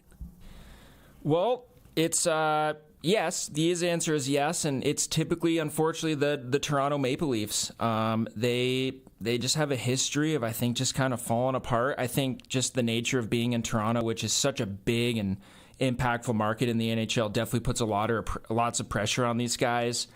And let's not act like Florida's not, one of the best teams in the league, obviously coming off a Stanley Cup champion. I think they might actually be better this year than they were last year, especially with the addition of guys like Brad Marchand and Seth Jones they picked up at right before the trade deadline there. Don't get me wrong, the Maple Leafs can still get this done. You're looking at Mitch Marner and Austin Matthews and John Tavares and the rest of that core five. William Nylander's been playing pretty well. But, man, that beatdown in Toronto was tough to watch. You see it in the fans hucking jerseys over the ice. You're seeing, Stolarz still not coming back, and Joseph Wall, maybe not might be the goalie that can get this done for them. And really you're just seeing Toronto kind of buy into the style of play that Florida wanted them to do, and they're kind of losing their head. I think the 4 minors to start Game 4 really kind of turned the series around. It's tough, man. I mean, they're in a tough spot right now, especially going back to Florida for Game 6. That team is going to be coming hard, and it's going to be interesting to see if they can respond for sure.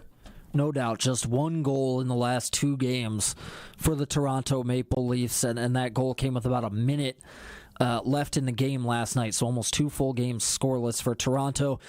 You forget, Maple Leafs were up 2-0 in this series. They've lost 3 in a row. It seems like it's fallen apart for them. Like Hayden said, I think that'll be the image of the season for Toronto if they can't come back in this series. You play so badly, you got your home fans throwing their jerseys onto the ice before the game is even over. That certainly not something you want to see. Now let's move on to the 2 games tonight and 2 potential elimination games, again, against the 2 best teams in hockey in the regular season. We'll start with the Washington Capitals, since that game's up first tonight. And in fact, puck just dropped on that one. Carolina Hurricanes and the Capitals playing in D.C. tonight. But the Capitals are down 3-1 in this series. What's gotten us to this point, Hayden, and what do the Capitals need to do tonight to keep this series going? It's hard to say. I honestly thought the Capitals would do much better in this series. I think they're just a roster that is built for the playoffs. They're big, strong, tough, but man, have the Canes come hard. You got Freddie Anderson. He's got a .935 save percentage, I think a 141 GAA, so he's been playing fantastic. It's tough, man. I mean, the Canes play a really interesting way of hockey. They dump pucks and they fight hard, and they try to get pucks centered in the middle of the ice. And honestly, I think that's what the Capitals need a little bit more of. Freddie Anderson's not getting beat clean right now. You got Tom Wilson kind of being a bit ridiculous. They're losing 5-2 in a game, and he's making fun of the fans in the roster for the Canes. And, obviously you want to see your guys step up and, try to get the team motivated, but I just don't necessarily think that's the right way of going about it, especially with the depth that the Canes are showing. They got 10 different goal scorers on 12 goals this series. It's going to be interesting. I know the Capitals are going to mix that roster up a bunch tonight. They're going to have to play dirty, and they're going to have to get some bodies in the blue here and see if they can start just sending pucks into the mixer and see if they can beat Freddie Anderson on some dirty ones here. And I think that's going to be their best chance here. Well, isn't Tom Wilson sort of the avatar for that kind of style? If you got to do that, isn't it helpful to have a guy like that on your roster? I mean, is he who you're looking to for the Capitals? Obviously, Alex Ovechkin, we know, has to have a big game, but who can be the spark for Washington? I mean, sure. I mean, Tom Wilson absolutely can be a spark. Obviously, he was incredibly good in that year they won the Stanley Cup. But it's just tough, man. I mean, I think for me, the way that they're playing right now, you'd like to see your guys doing some stuff on the ice. He had a great game 2 or 3, I think, whichever one that they won there towards the beginning of the series, and they've kind of faltered since then. But, I mean, there's no doubt that you want to see guys like that. Florida's got tons of them, and they do a great job. You got Brad Marchand, Sam Bennett, Matthew Tkachuk. All these guys are just, talking the talk, but right now he's not walking the walk too. So, they just got to step up, and hopefully that mixing up of the roster helps and, gets some guys some new looks. But I don't know. I'm not super confident. Obviously, the Capitals being at home is going to make a big difference, and Alex Ovechkin's going to have to really, be the guy that he was this year and put some pucks in the net, especially on the power play. But yeah, I don't know. I like seeing Tom Wilson do that. I just don't like seeing him do it in the situation he was doing it, I guess is the best way to put that.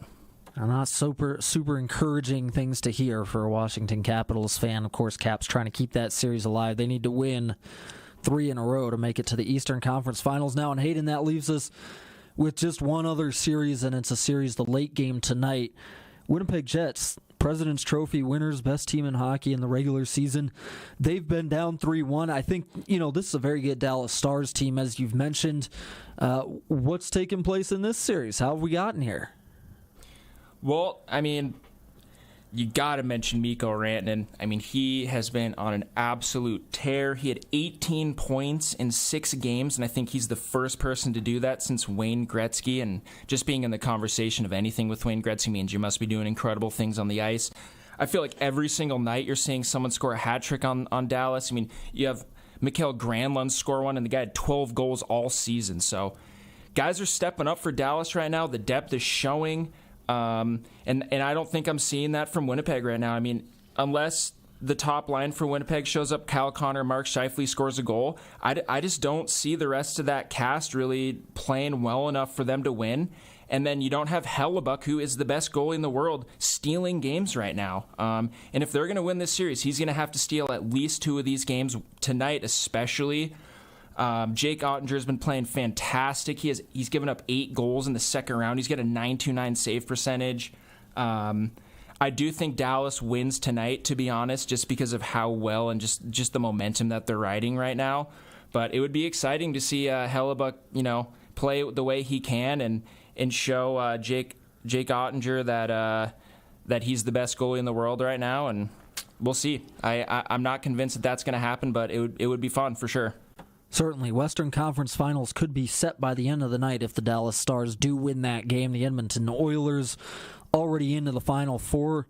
The Carolina Hurricanes and the Dallas Stars playing to join them tonight, and Florida will have a chance to join them tomorrow. All of our Stanley Cup playoffs coverage here on ESPN MT, brought to you by Sportsbet Montana. And Hayden, let's just finish up with that because I'm curious about this.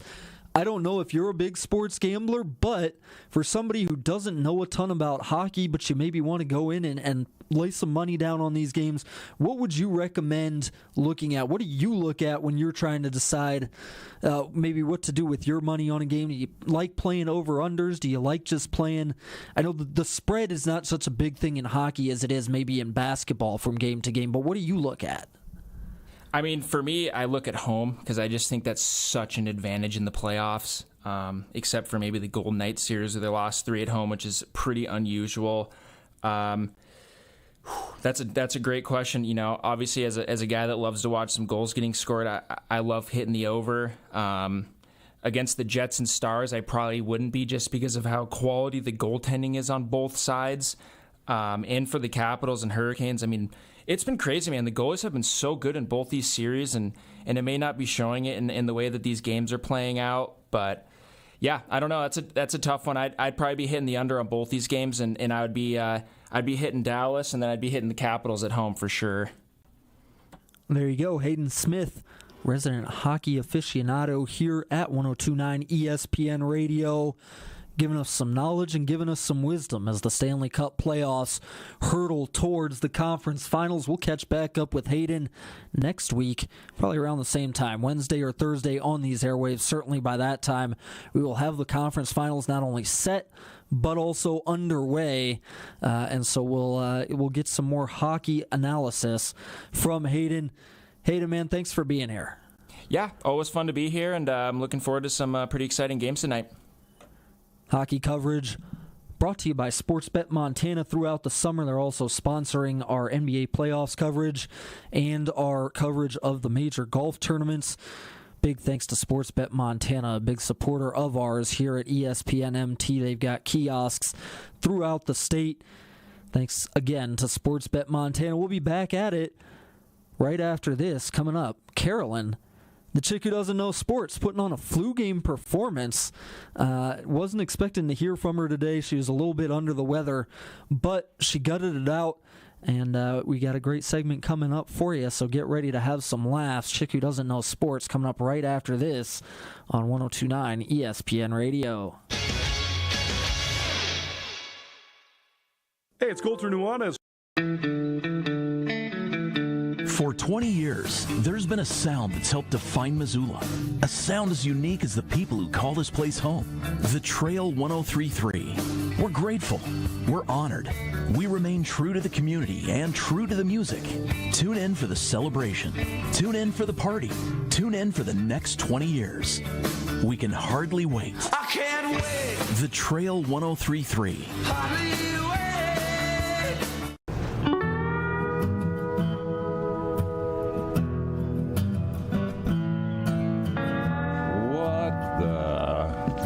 What are you drinking?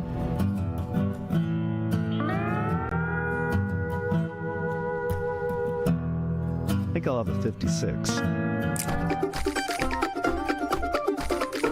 56 Counties American Light Lager. A beer for Montanans and friends of Montanans.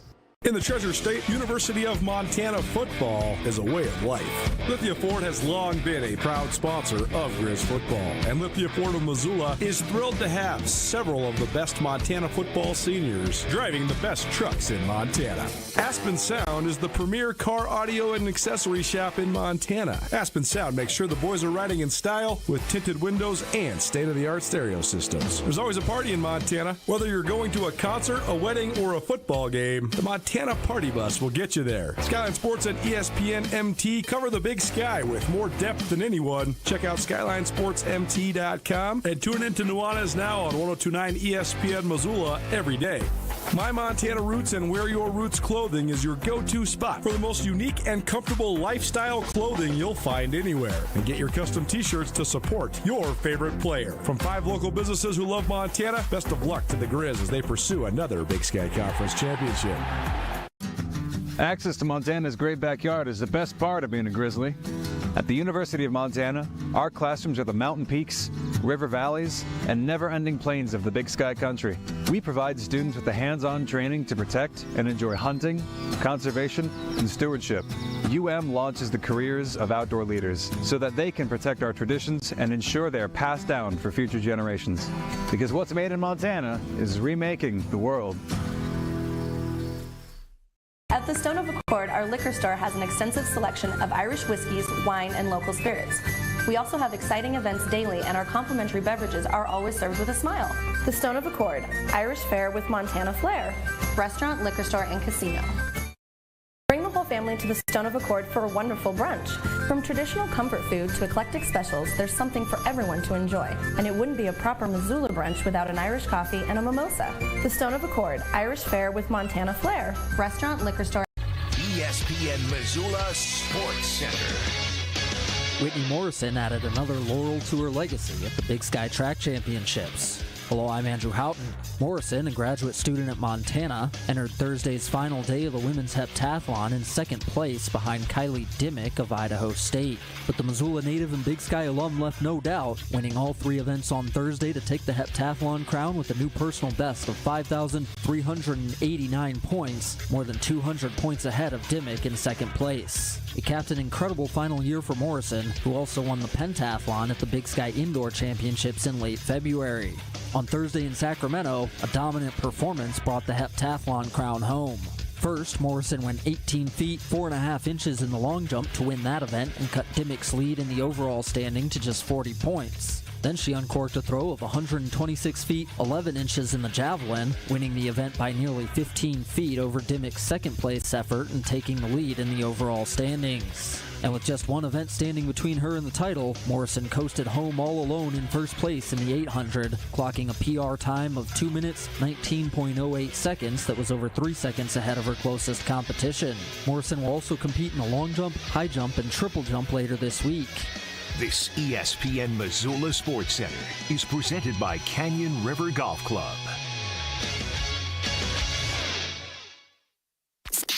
This is Nuanez Now on 102.9 ESPN Radio Missoula.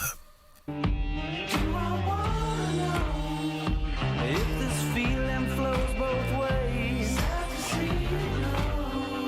started hoping that you'd stay.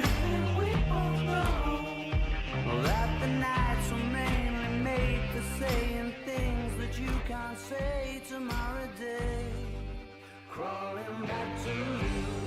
Had emergency earlier today, but she's finally made it. How you doing? Checking out No Sports here on ESPN Radio. I've been better. You feeling okay? Not really. All right, but well, I'm here. You're here. The show must go on. The show must go on, and I know As that always. the fans, especially one in Billings or Great Falls, really likes to see me up here. So Yeah. I just want to make sure I'm here for him. Well, thanks for doing it. I know everybody appreciates it. I was going to tell a joke about road rage to lead this, but then I realized that after spending the last couple of weeks with you driving around, you also have road rage. So now it's not as funny to you, even though it might be funny to everybody else. I have road I saw rage. multiple middle fingers getting flashed at the four-way right behind Albertsons today. These people are about ready to throw down. I don't get like that. No, you don't. I just yell under my breath, sort of. Yeah. Well, you lived in big cities. How'd you deal with it then? The same way I deal with it here. All right. My friend and I will be like on the phone with each other, and we'll just be like, so anyway, then I was like, and then we just both scream profanities at any time because we both have extreme road rage. So, well, I guess you got to get it out one way or the other. my kids, when they were little, if there would be a red light and the car didn't go in front of us, didn't go, they'd just start yelling at the car. Setting a great example for the youth. Yeah. All right. Well, Oh, well. check it out on Sports presented by Hot House Yoga. What do you got this week? All right. So the Celtics played New York last night. Correct. Is this the finals? No. Oh. No, we're not even close to the finals. It's the semifinals of the conferences. There's 8 teams left. Oh, okay. They play 7-game series. Okay. Well, the Celtics played New York, That's indeed true. and Jaylen Brown Yes. grabbed Josh Hart's junk during the game. That's a very physical series. Like a full grab. It wasn't just like, oops, I grazed. And so Josh batted his hand away, Yep. and they both got technical fouls. It was swift, too. The basketball is so, it's been so bogged down by the technology of replay. But this was so obvious and blatant. It was like, bam, bam, bam, both sides technicals. Go to your respective benches. Let's go. Josh had every right. He was a victim of assault. And I think he True. had every right to bat away that guy's hand. True. So why did he get a foul? I don't know. Well, I'd like to fight that foul. Protest it? Protest it, yeah. Yeah. It's funny because Josh Hart is an edgy player. Neither of these guys are like considered miscreants or dirty players, though. Like, this isn't like Draymond Green. I mean, Draymond Green got kicked out of the finals one year because he kicked LeBron square in the jewels. Why And do you think... it lost the finals for the Warriors because he was out the next game, and then Yeah. the Cavs came back and won the championship. Why do you think Jaylen Brown grabbed Josh's balls? Man, I don't know. I doubt it was intentional. It's probably just heat of the moment. Okay. These guys are scrapping. I mean, that series is super intense. I know you haven't Yes. followed it at all. But I have followed the aftermath of every game. Yeah, with like well, a fist fight in the streets. yeah, there's been some passion. Certainly. Anytime you get Boston against New York, That's right. You're gonna I mean, have- literally so long story short for you, the Celtics' best player blew his Achilles I did know that. 2 games ago. Yes.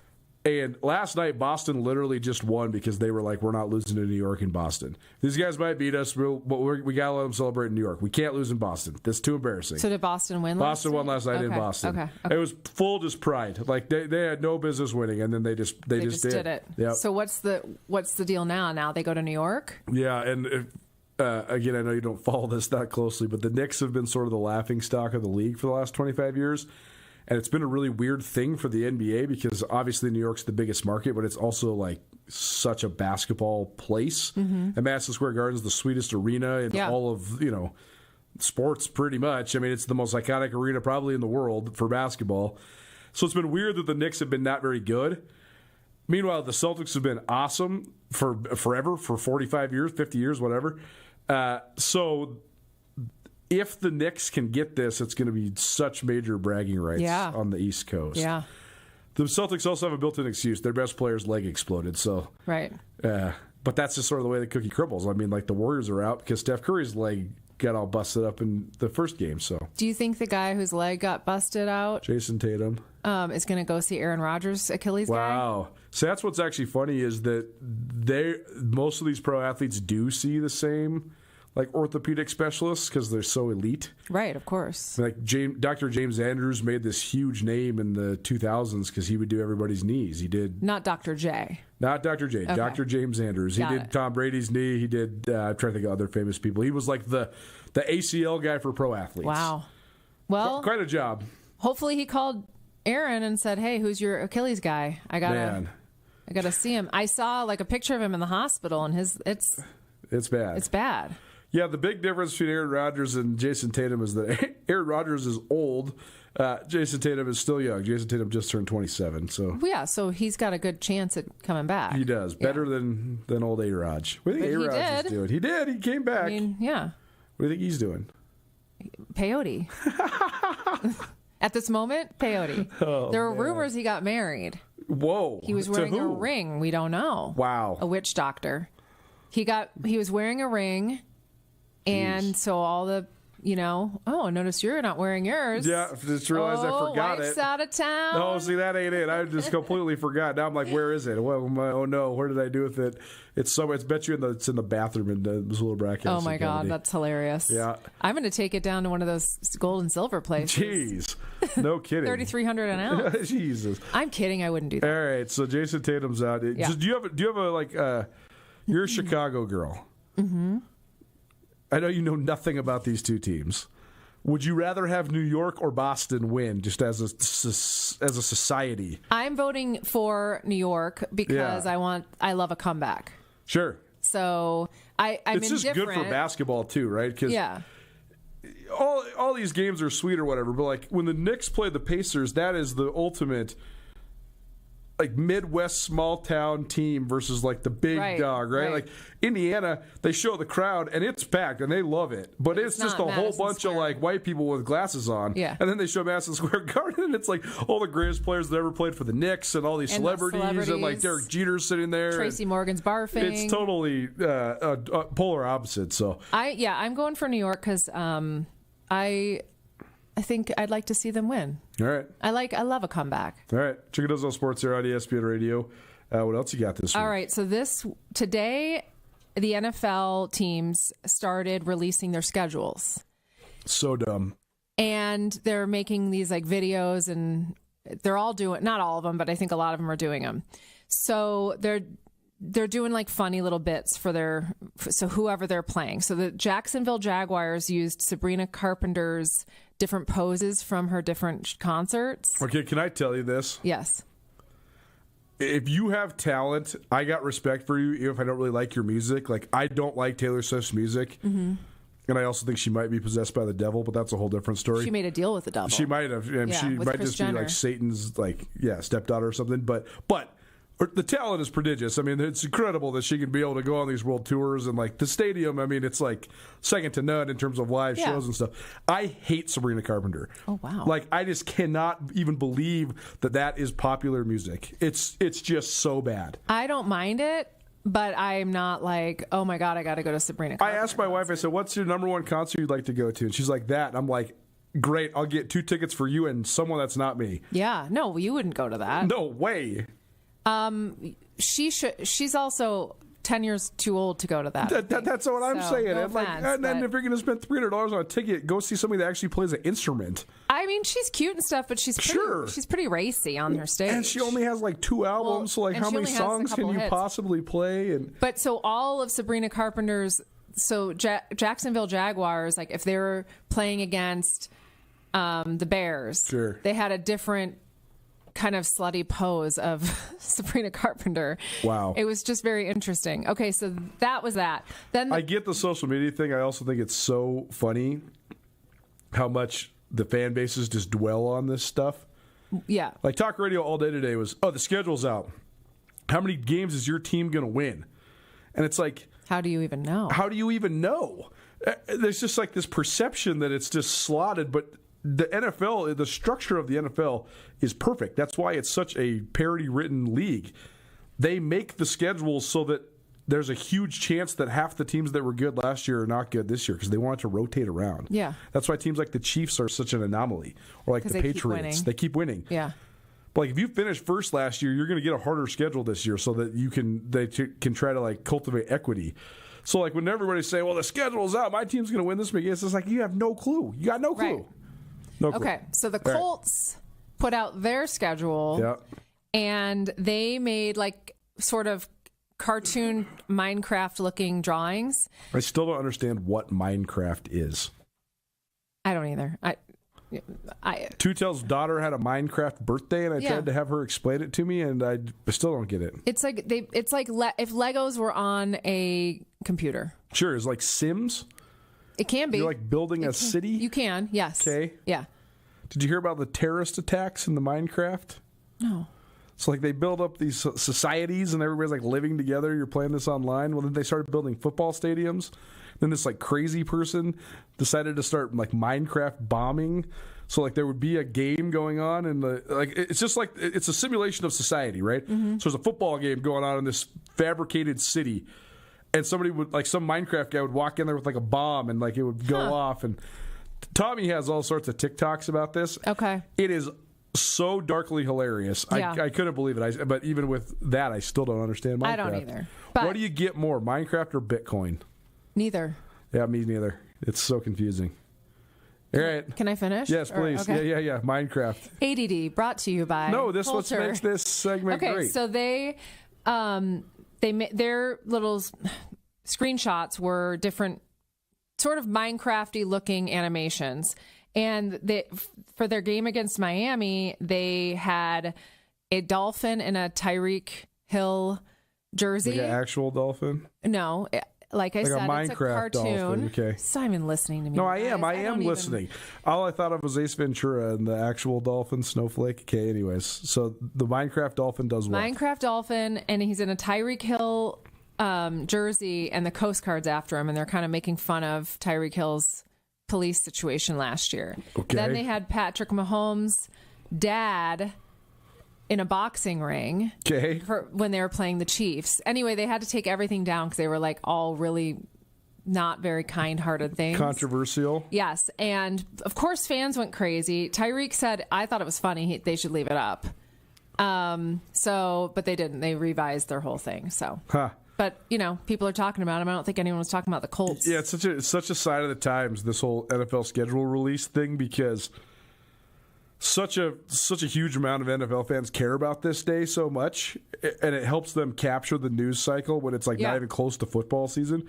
It's also such a tremendous amount of pressure, but also there's a huge competition between all the social media teams. Yeah, which is cool. I mean, I actually really thought it was cool because it was a way to utilize social media and marketing and content creation to really hype up these teams and hype up football in May. Who's thinking about football? Right. So I thought it was pretty cool. I thought it was funny how the Colts were making fun of. They had other teams, players they were making fun of too. So it was kind of fun, but they had to take it all down. Go check out the Chargers. Okay. Next week I'll ask you again. The Chargers are the ones that have the most well-renowned social media. Is that where Junior Bergen's going? He's going to the 49ers. 49ers. It's California, close. Yeah, sorry. Similar state. I haven't seen any of the Chargers stuff today, but there was a couple texts in the group text just mentioning that the Chargers social media wins again, basically. Okay. So. I'll check it out later when I'm scrolling. All right, what's your next story about? Bill Belichick's girlfriend. Okay, before we get to that, did you see this video? I'm surprised this did not pop up on your social media. So this is a video of two men at the Timberwolves game last night. This is a chick who doesn't know sports story for sure. Oh, yeah. Right there. Right there. So this is, I don't even know how much we can talk about this. I think this actually is getting into weird grounds, but basically a pair of male fans at the Timberwolves game last night in this closeout game against the Warriors get shown on the Jumbotron, and one man pulls out a bag of cocaine, let's say substances, and just snorts it right there on the Jumbotron. Man, have some discretion, right? Seriously, go to the bathroom. It's illegal. It's just so stupid more than anything. But yes, wow, weird video. But yeah, imagine being that guy. Is it one of those fake things? You know, sometimes they put fake things on the Jumbotron. No, that ain't fake. That's a real guy. Okay, just checking. Yeah, 10.1 million views on that tweet right there. So someone getting fired. No doubt. Yeah, you're praying your boss didn't see that. Oh, one. And your mom. You Definitely don't want mom to see that. Yeah. That's the first thing I thought of. Is his poor mother. His poor mom. God, I don't know who that is, but he's in trouble. He's definitely in trouble. All right, that was probably inappropriate for this here fine segment. Check out Hot House Yoga downtown Missoula. Nice segue. Yeah, right. Hot House Yoga is a great place. We have three stickers now. We did so great at the yoga challenge. No, we're still in it. Oh, we are? Yeah. Okay. We have three stickers now. Got to get down there. I went there this morning to that 5:45 class. Yeah. And it was great. Good. Yeah. Good job. Great place to sweat it out. Great place to find your zen. Downtown Missoula, right on Higgins there. Exceptional staff. The teachers are awesome. I promise you're going to love it. It'll push your comfort zone, but it'll also just make you feel so good. So appreciate Hot House Yoga for their continued support of Chicken Doesn't Know Sports. What else you got? So I have some sad news about Bill Belichick's girlfriend, Jordan. What's going on now? She had to quit her cheerleading team. Wait, stop. She was not still on a cheerleading team. Yeah, she was? Oh, yeah. What do you mean? She's like on some cheerleading team. Like the kind that goes around and does competitions and stuff. Okay. Yeah. But she had to quit because the media circus that she created. Okay. So she wrote a letter saying she was very sorry and she had to quit. And she's planning to go to UNC with Bill. And that's not going well. There's like a lot of smoke that he's not even going to make it to the season. So there were rumors last week that she was banned from the facilities. Right. Then UNC and Bill Belichick said that was not true. But I think it is true. Wow. So I don't know what's going to happen. Why do you think he's not going to make it to coaching? There's just a lot of speculation that he might just dip before he gets to the season. I don't know the why. I mean, I do know the why. He doesn't want to be a college coach. Why would you when you're him? He wants to bang a college student. So I think he wants to be an NFL coach more than any other thing, including the 24-year-old girlfriend. I just don't know why he doesn't want to be retired. Yeah. She made him do something the other day that was just so funny. What was it? It was something so painful. Well, she was in the Miss the pageant. Oh, yeah. Our good friend Ben Folks, who covers MMA here locally and nationally, he's in Missoula. He was tweeting about this. He's like, I do not care what anybody says. There's no way that Bill Belichick sits alone at night and thinks about how all his life decisions that led him to this point are good. Right. Like you're sitting there watching a pageant in the middle of nowhere. With your girlfriend, not even like your grandchild. It's your girlfriend. Like, it's one thing if it's like your kid or your grandkid. Yeah, like, right. Or your daughter. What made her decide to do that? Like, So she's a cheerleader. She's a pageant girl. She's unhinged. I think that's probably accurate. This is why, guys, you don't always go for the hot young thing. They're not always the best thing for you. I don't think Bill cares, but, teach their own, I guess. I guess. What do you think? Oh, so let's say he doesn't make it to the season with North Carolina. Mm-hmm. Does that impact their relationship? No. Okay. He's still probably rich. Better for her, actually, because then she can just parade him around in other ways. Yeah, he's still rich and famous, and she doesn't care about the coaching. She just wants the money and the fame. And as long as they're together, because it's so weird, right? People are going to follow it. Right. If she was dating a 35-year-old college coach, this would not be, NFL coach. Right. This would not be. Totally. This is Bill Belichick. So true. I think she's trying to get to Tom Brady. Whoa. I think that's her end game. So what happens when Bill Belichick becomes the next coach of the Las Vegas Raiders? Is this her dream come true? Because Brady owns the Raiders now. She'd become like a showgirl or something. Wow. Well, this story is tiresome to me at this point, but it is funny. Yeah. It's definitely got some intrigue. Who would have thought we'd still be talking about Bill Belichick 3 years after he got fired? Right.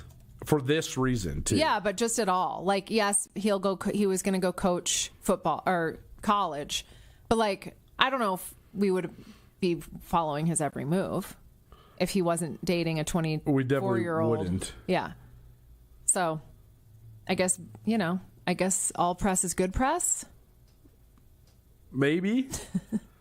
I'm trying to find the tweet of the person that was saying that he wasn't going to make it to the season. Maybe I'll get that for us next week. We should have a segment within a segment. Belichick watch. Let's do it. Who are we going to sell it to? I don't know. Who wants to buy it? Call us. She's in a mermaid costume on one of these tweets, and he's fishing for her. Oh yeah, I saw that was on her Instagram. I mean, shameless. Seriously. For those that have followed this, who have followed Belichick this whole time, I think that's why it's so mind blowing. This is such a story that would just be like TMZ fodder for people, females with nothing better to do or whatever. Are you saying that I have nothing better to do? Well, I don't think you're alone. There's an entire world built around this. I mean, there's multiple channels. I know. I'm not offended. but this trickles into the male demo, though, because all of us are just sitting here thinking, why Bill? Why do you even ask that? I know, I get it, but like I've explained to you a million times, there's so many other people that are just as rich as him. Right, but are they just as famous as him? And did they give her the time of day? She might have been sitting at hotel bars in Vegas for years, or in Miami or Boca, waiting for this, and he gave her the attention. Maybe. It's just so funny because he is just the most slovenly, non-charismatic character in the history of football. I would love if some of her ex-boyfriends come forward and tell us some tell-all stuff. Yeah, that'd be something. Because I'd like to know if she's just insane. Well, allegedly, I don't know if allegedly insane. Yeah, right. I would like to know more of her backstory. Well, I know her mom owns a sex shop. What? Yeah, in Massachusetts or something. Oh my goodness. Which is fine. Do you think she'll write a book someday? Well, I'm sure she had to sign an NDA, right? I don't know. You know more about this stuff than me. Do you think so? Yeah. All right. I would imagine, although now she's in charge of all of his everything, so maybe she unsigned it. Wow. The saga continues. Chicken Doesn't Know Sports here on ESPN Radio. Who's going to win tonight? The Denver Nuggets or the Oklahoma City Thunder? I don't know. It's in Denver. Denver. Wow. Okay, you heard it here first. Denver keeps the series alive. Carol Chicken Doesn't Know Sports tells you the way it's going to go. Can I plug something really quick while we're here? Yeah, you're having a dance party. So Saturday night at the Badlander from 6 to 9 p.m., we're having an old lady dance party. Nice. So guys, I know you're not, but tell your girlfriends, tell your wives, tell your daughters. Yep. It's just a fun dance party. The whole goal is to be in bed before be home by 9. The sun is done. Yeah, it's called Dance Till Dusk. It's at the Badlander. I made an amazing playlist. Okay. And it's a $5 cover and then cash bar. And it's supposed to be ladies only, but, whatever happens, happens. All right. Yeah, so come on down to the Badlander. You can come in sweatpants if you want. Nice. I'm going to be wearing sensible shoes. Good. Because I'm old. And I just want to dance and then be home in bed. So. Well, very good. This is a fun idea. Saturday night. What time? 6 o'clock? 6 to 9. Come anytime in between there. I'm leaving at 9:01. There you go. Or 8:59. We'll see. 8:54 probably. Really, by 8:30, my body starts shutting down. So we'll see. But come on out. It'll be fun. There you go. Chicken Doesn't Know Sports hosting a dance party for you Saturday night at the Badlander. Thanks to Hot House Yoga. Thanks to the Badlander. And thanks to you, Carolyn. Thanks. Carolyn. Thanks. Wow, thanks, Carolyn. Great segment. Chicky Doesn't Know Sports. You can find it every week on Nuanez Now, ESPN Radio. That dance party actually sounds like a fantastic idea. I know she said ladies only, but going to a dance party, still being in bed by 9:30, Sounds like a great idea as I get older and older. Andrew Houghton behind the glass here with you on Nuanez Now. Almost done. We'll come back. We'll update you on the Big Sky Outdoor Track and Field Championships, the decathlon coming down to the wire. We'll update you on that Caps Hurricanes game, and we'll get you set one more time for Nuggets Thunder, which we'll have live on 102.9 ESPN Radio coming up right after the show. One more segment. You're listening to Nuanez Now. We'll be back right after this, 102.9 ESPN Radio. There is a reason. For 20 years, there's been a sound that's helped define Missoula. A sound as unique as the people who call this place home. The Trail 1033. We're grateful. We're honored. We remain true to the community and true to the music. Tune in for the celebration. Tune in for the party. Tune in for the next 20 years. We can hardly wait. I can't wait. The Trail 1033.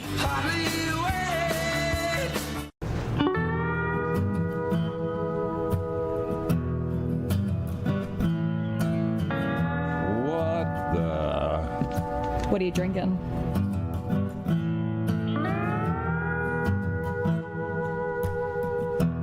I think I'll have a 56. 56 Counties American Light Lager, a beer for Montanans and friends of Montanans. In the Treasure State, University of Montana football is a way of life. Lithia Ford has long been a proud sponsor of Grizz football, and Lithia Ford of Missoula is thrilled to have several of the best Montana football seniors driving the best trucks in Montana. Aspen Sound is the premier car audio and accessory shop in Montana. Aspen Sound makes sure the boys are riding in style with tinted windows and state-of-the-art stereo systems. There's always a party in Montana. Whether you're going to a concert, a wedding, or a football game, the Montana Party Bus will get you there. Skyline Sports and ESPN MT cover the Big Sky with more depth than anyone. Check out SkylineSportsMT.com and tune in to Nuanez Now on 102.9 ESPN Missoula every day. My Montana Roots and Wear Your Roots clothing is your go-to spot for the most unique and comfortable lifestyle clothing you'll find anywhere. And get your custom t-shirts to support your favorite player. From 5 local businesses who love Montana, best of luck to the Grizz as they pursue another Big Sky Conference championship. Access to Montana's great backyard is the best part of being a Grizzly.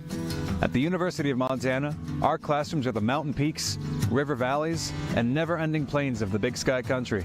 We provide students with the hands-on training to protect and enjoy hunting, conservation, and stewardship. UM launches the careers of outdoor leaders so that they can protect our traditions and ensure they are passed down for future generations. Because what's made in Montana is remaking the world. At the Stone of Accord, our liquor store has an extensive selection of Irish whiskeys, wine, and local spirits.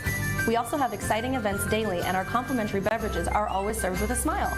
The Stone of Accord, Irish fare with Montana flair, restaurant, liquor store, and casino. Bring the whole family to the Stone of Accord for a wonderful brunch. From traditional comfort food to eclectic specials, there's something for everyone to enjoy. And it wouldn't be a proper Missoula brunch without an Irish coffee and a mimosa. The Stone of Accord, Irish fare with Montana flair, restaurant, liquor store. Nuanez Now on ESPN Radio. Something isn't right, babe. I keep catching little words, but the meaning's thin. I'm somewhere outside my life, babe. I keep scratching, but somehow I can't get in. What's up, Montana? Welcome back. 102.9 ESPN Radio, SWX Montana Television, and the ESPN MT app. You're listening to Nuanez Now. Andrew Houghton with you behind the glass to take you home here on a Thursday, just a few minutes away from Friday. Doesn't that sound great? It's been a great show today. If you missed any of it, you can catch it in the Nuanez Now podcast. It's brought to you by Elevated Tax and Accounting. Some big news in the first hour. Whitney Morrison, Big Sky alum, University of Montana multi-events athletes, takes the heptathlon at the Big Sky Track and Field Championships. We also had Class B golf tournament wrapping up yesterday. We updated that for you. We talked some NBA. We had Peyton Size, multi-sports star for Missoula Sentinel, in the studio for a senior spotlight. Great interview. We'll have plenty more senior spotlights for you throughout the summer, talking with some of the best athletes from around the Treasure State before they head off to play in college. We also talked some Stanley Cup playoffs with Hayden Smith in the second hour, and you just heard from Carolyn, the chick who doesn't know sports. Big thanks to all of our guests today. Again, you can find any of that in the Nuanez Now podcast. One event left in the men's decathlon at the Big Sky Outdoor Track and Field Championships, and Matthias Mies of Montana State has some work to do in the 1500 if he wants to take that title. Tom Stolkin of Idaho State dropped a monster throw in the javelin, just over 50 meters in that event to take first place. Mies was 11th in the javelin, so that flip-flopped them at the top of the standings again. Stolkin of Idaho State leading Matthias Mies by 125 points going into the 1500. Not over yet. Mies probably has the advantage on the track, but it'll come down to the times, and 125 points, a lot to overcome in the final event. Jack Charlton of Sacramento State third. Porter Cofield of Montana is fourth, although it doesn't look like he's going to be able to move up into the podium spots, but still a good effort for Porter Cofield there for Montana. We'll have the full results of that for you tomorrow. We'll also keep track with all the events happening throughout the day. It's going to be a jam-packed day of track down there in Sacramento tomorrow. So we'll have all the results, all the updates from the Big Sky Outdoor Track and Field Championships tomorrow on Nuanez Now. Same time, same place, 4 p.m., 102.9 ESPN Radio. Also, Missoula Sentinel softball sweeps Butte in a playoff series, so they won 2 games today to beat Butte and clinch their ticket to the state tournament.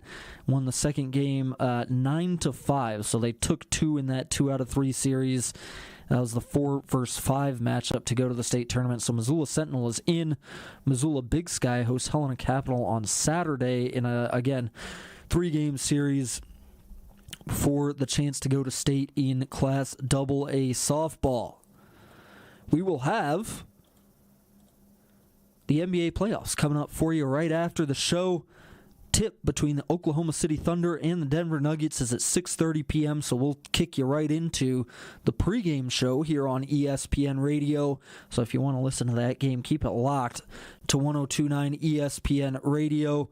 Capitals and Hurricanes tied at 1 at the end of the first period in the Stanley Cup playoffs. Washington Capitals playing for their playoff lives. They're down 3-1. Carolina trying to go to the Eastern Conference Finals.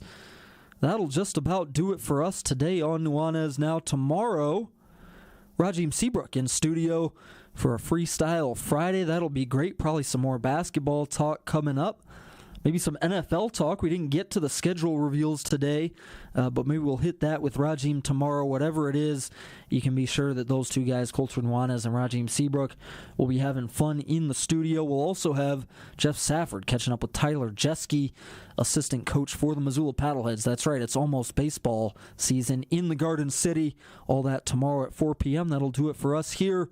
Thunder Nuggets coming up next on ESPN Radio. We'll see you tomorrow. This has been Nuanez Now, ESPN Radio.